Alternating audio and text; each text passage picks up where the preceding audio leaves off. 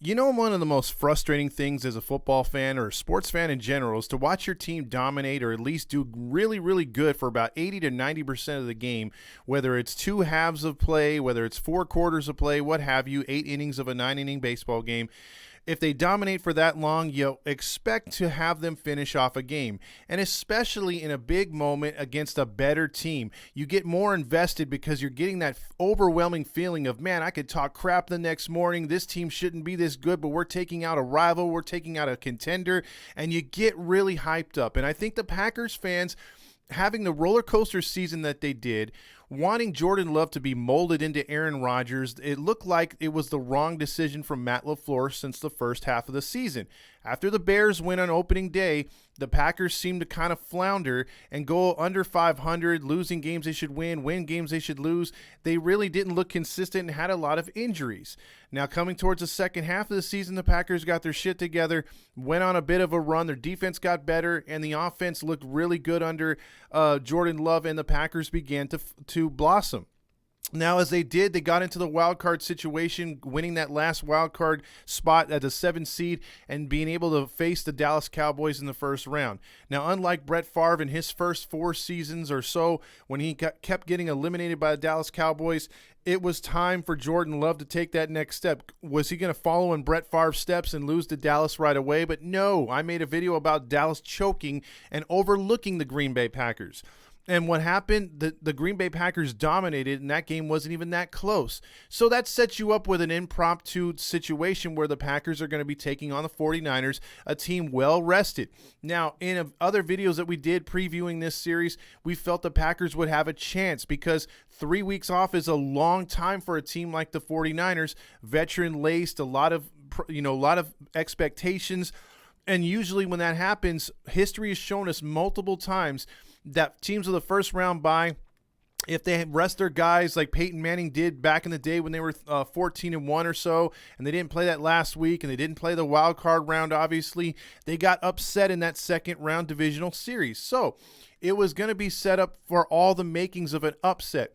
We saw earlier in the day that Baltimore had the same opportunity to blow things against the Houston Texans, but the Houston Texans wound up playing a good first half, but then falling apart in the second half. The Ravens did the necessary adjustments and played like the champions that they are of the AFC, or supposedly, and they were able to beat Houston and move on now to the end of the AFC Championship. Now, it was all set up for the 49ers, but the Packers didn't punch them in the face like they did the Dallas Cowboys, but they took the lead, fell behind by 4 points, regained the lead, and then lost it again. Now, there was a chance. Everything was going good. The Packers were not making the dumb plays. The 49ers were making the dumb penalties to extend drives. Brock Purdy got off the hook with 2 bad passes that should have been picked off. There was a lot of things that could have changed the Green Bay Packer way, and it could have looked like the Dallas Cowboy game in the first half. So everything was going good.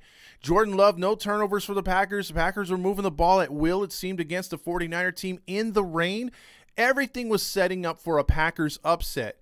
However, the Packers continued to play. They got, in the second half, the Niners were able to get that touchdown and take the lead at 14-13. And right then you're thinking, oh, God, here's where the Niners take over. They stop Jordan Love. They'll get the ball back. You've seen this song and dance if you're an NFC West fan or if you're an NFC fan and you don't like the Niners like myself. I've seen how the Niners can turn it on in the second half, and I was thinking the same thing was going to happen this time. However, the kick return went to the Packers. They ran it all the way back, and then the guy fumbles. And there's 6 49ers within range of the football. But one guy that was hustling and did not give up on the play got down there and made a recovery. So even the recovery on a fumble on the near disastrous play worked out for the Green Bay Packers. So you're thinking there's something here. There's magic here. The Packers get the ball back, get down the field, score the touchdown, get the 2-point conversion. You're up 7. The Niners get a couple extended plays, get a field goal, and it's 21-17. And you're thinking, oh, God, here we go. And the Packers get the ball. They run the ball, get a huge run and get all the way down into the Niners' 25-yard line. You're thinking the Packers can put this game away. There's little under 7 minutes left to go. You score a touchdown right here, you're putting all the stress on the 49ers. You could play the defense you want to play because you're up 2 scores. However, they get held. The Niners hold them, and it's 4th down. They got to kick. Okay, worst case scenario, you get a field goal. You're only up 7. You can hold on to that. If the Niners score a touchdown, they're not going to go for 2 because it's a high-stress playoff situation. So most likely, at worst, if you don't have enough time to get a field goal, you're going to overtime. And I could live with that if I'm a Packer fan. However, it did not play out that way. Carlson chokes under pressure, misses a field goal. Right then and there, I'm watching the game with my girl who's a Niner fan, diehard Niner fan, and then her son is a Green Bay Packer fan. Now he's young, he's 12 years old, but he was like game over, and I said, look, they still have a chance. Like if even if the Niners score a touchdown, maybe they'll leave enough time on the clock. And that's what happened. The Niners went on a methodical drive. The Packers defense had been playing its ass off all game and couldn't make a play here, couldn't make a play there, and the Niners got in the end zone. He was like, oh, my God, the game's over. We're going to lose. We lost. Oh, man. And his mom's over there cheering, and I'm kind of laughing, but I'm like, hey, there's still a minute 07. And he told me something very wise for a 12-year-old. That is not Aaron Rodgers. That is not Aaron Rodgers. He said, that's Jordan Love. I don't know if he could do it. And I said, you know what? Jordan Love's done it a couple times this season. He's brought the team down the field. He said, yeah, but that's Mom's Niners defense. It's one of the best in the league. Yeah, I said they are one of the best in the league, but they are tired. And this is the time to get them. And lo and behold, you have 3 timeouts, a minute 07. It's plenty of time to get a field goal at least. But you could work it down there, a couple chunk plays, and who knows, you take a couple shots at the end zone, you could possibly win the game. So they got into a 3rd down situation. To get a 1st down, you use 1 timeout. There's about 52 seconds left, plenty of time. You're about at the Niner 40-yard line. And then this happens. Match realistically need at least 25 yards. Love. Pressure up the middle. Runs away. Throws across his body. And that is picked. When he threw that pass across his body, I thought immediately that is the dumbest thing. Like even before he threw the ball or before I knew where the ball was going to be at, like when he was releasing it, I automatically knew that was a bad mistake. I've been told since I started playing football with my friends in middle school or even before that, I think it was middle school the first time I ever heard it. And then through high school football, when we played high school football, we played with friends, watching football over the years, whether it's college, NFL, XFL, you name it. Anybody will tell you in their right mind, you never, and I mean never, as a quarterback, if you're a lefty, you never throw back across your body to the right side. If you're a righty, you never throw back across your body to the left side. Because when you're throwing across the field, it doesn't matter, and especially if you're on the run, you have no strength. I don't care if you're Randall Cunningham, Michael Vick, Joe Montana, Pat Mahomes. It doesn't matter how strong your freaking arm is. It never works because by the time you're throwing it back across the field, it gives the defenders every amount of time to get in position to make an interception. And usually those passes are lame duck, punt, return, catch interceptions. They're easy pickings. And that one was no more than an easy picking. Look, if you look at the play closely, the way he's rolling out to the right side, he has plenty of time to throw the ball to the sideline, throw it to the sticks, throw it away. I realize you have a defender crashing in on you, but you can easily throw it to. If you had enough strength and enough time to throw back across your body, that's more time that you waste throwing back across your body than you would throwing it, angling it towards to out of bounds. You had a receiver streaking 15 yards to the right side. The only guy, I think it might have been Dobbs. He could have thrown it away. But you throw the ball back across the field, you're asking for trouble. You're asking for trouble. And this is where I want to kill Jordan Love as far as a 49er hater. But then I look at him and I'm like, he's essentially a rookie. This is essentially his 2nd postseason game ever. Should he know better? That's where I want to come at him. Because, again, if he makes a rookie mistake, throws a few interceptions, fumbles the ball, he played great through the entire game. But the 4th quarter, he seemed to play a little tentative. The play calling was a little tentative. And I felt that they left 3 drives out there where they could have extended the drives, took some more time off the clock, possibly scored a few more points to where this is not an issue. But you chalk that up to playoff experience right there or bad coaching. I get that. And I'll give them that. I'll give him a pass right there because that's not all his fault. He doesn't know better. These are new experiences. The play calling was bad. I felt the decision making was bad. I can live with that still. What I can't live with is him throwing back across his body. I thought that was terrible. Terrible decision.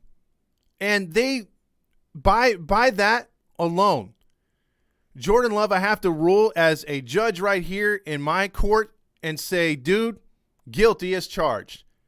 There's no excuse for that. You get what you get. You deserve that loss. Because had that play not happened, the Packers lose on a missed field goal, I can live with that if I'm a Packer fan. If they turn the ball over with a bad mistake in the red zone, like say, for instance, someone fumbles the ball or they can't get it on downs because the 49er defense is too good or there's a tip pass interception, I can live with that as a Packer fan. What I can't live with is him throwing back across his body, committing the cardinal sin that no NFL quarterback, no quarterback in any level, even Pee Wee football, Pop Warner football should do. Never throw back across your body. So for right there, Packers, you deserve this loss. The Niners get to breathe a sigh of relief. They did not deserve that win. I felt Bosa's reaction at the end of the game summed it up perfectly. He's over there like just praying, has his head up towards the heavens. Like, thank you, God. You're damn right. If God was making a decision in this, which he doesn't pick sides, but it's that old cliche, God was on our side or whatever like that, or thank God. That's a thank God moment if I've ever seen one. Because I feel if Jordan Love throws that ball away, it's second down. You live to play another down. You have plenty of other downs and plenty of time to get that field goal at least, possibly go in for the win. And for a fan of a team like that, which I'm glad I'm not a Packer fan today. I'm glad my Seahawks didn't lose like that. They didn't even get there. So I'm giving credit where credit's due. At least the Packers made it. At least they beat the Dallas Cowboys. All credits there. Trust me, I'm not putting any shade too much on what the Packers did. They had a remarkable season from how it started all the way till it finished. Kudos. But as a fan, this is not how you want it to lose. I think if I'm a Packer fan, if we get blown out, I'm fine with that. We made it to the second round. If we lose the way we did, like I described before, I'm fine with that. We came really far. But for it to lose on a boneheaded play like that 99% of the quarterbacks don't make that throw, that's really hard to swallow if I'm a Packer fan, because not only the what ifs are out there, I think even Niner fans, as pompous and arrogant as they are, even my girl, as pompous and arrogant as she is, coming as far as the Niners, being a Niners fan, even she admitted, man, we got away with that one. But see, Niner fans will forget that. Come Monday, they're talking about who they're going to beat to go to the Super Bowl. But that's my episode. Hopefully you enjoyed it. Like and subscribe. Welcome to the Unfiltered Sports Network, where we believe in keeping it real and telling it like it is. No more are the days of sugarcoating or ESPN-style politically correct takes. No. This is the place where real sports fans gather to talk about the stuff that truly matters. From the latest headlines, transactions, to controversial news, we've got you covered. Join us as we dive into the unfiltered world of sports, where passion meets authenticity. Hit that like and subscribe button for more raw, honest, and uncensored discussions that will leave you craving for more. This is the Unfiltered Sports Network, where real sports fans talk about real shit.